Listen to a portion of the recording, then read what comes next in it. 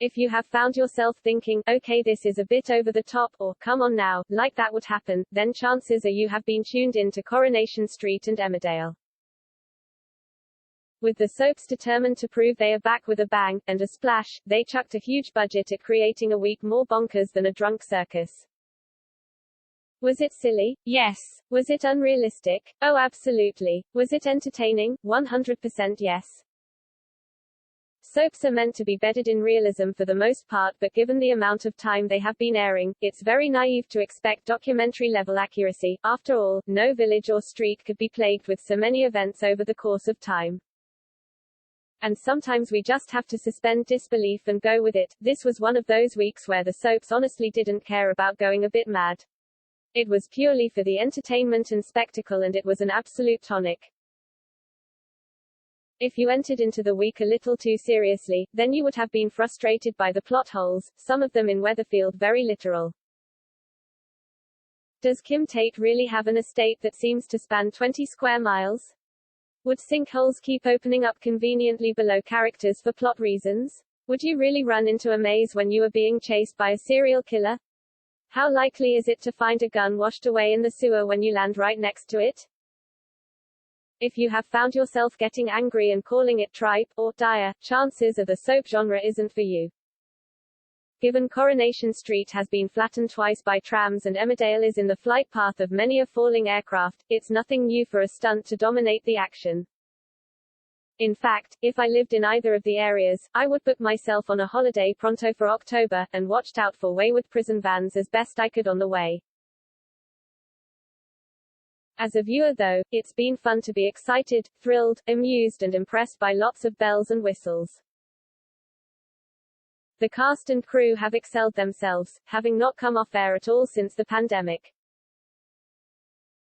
To still be able to produce grounded and moving storylines like Jeff's abuse of Yasmin, Tracy Metcalf's postnatal depression, Liv's alcoholism and Seb and Nina's hate crime attack to the level of quality they have been is a testament to the teams.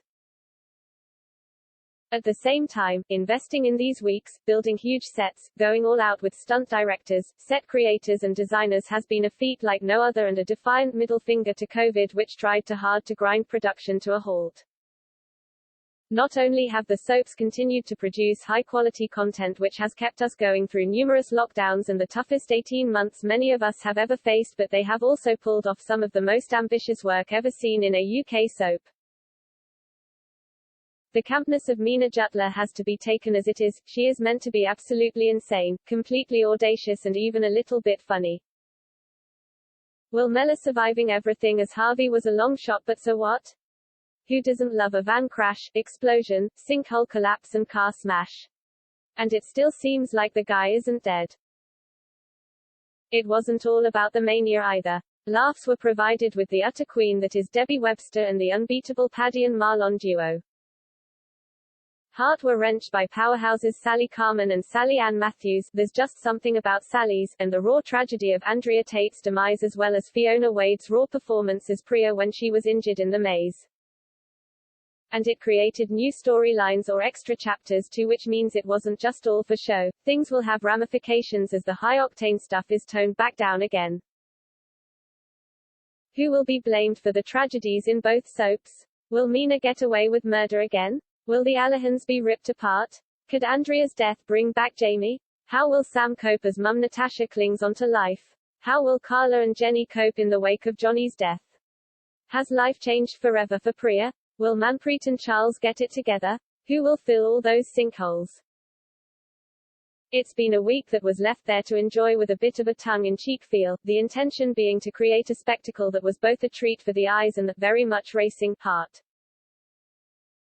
It had it all that soap delivers, just ramped up. So yes, it was really silly, it could easily be picked apart and we could quite easily scoff. But that's not part of the fun. Take the week for what it was meant to be, and it was some of the most entertaining TV in a long time.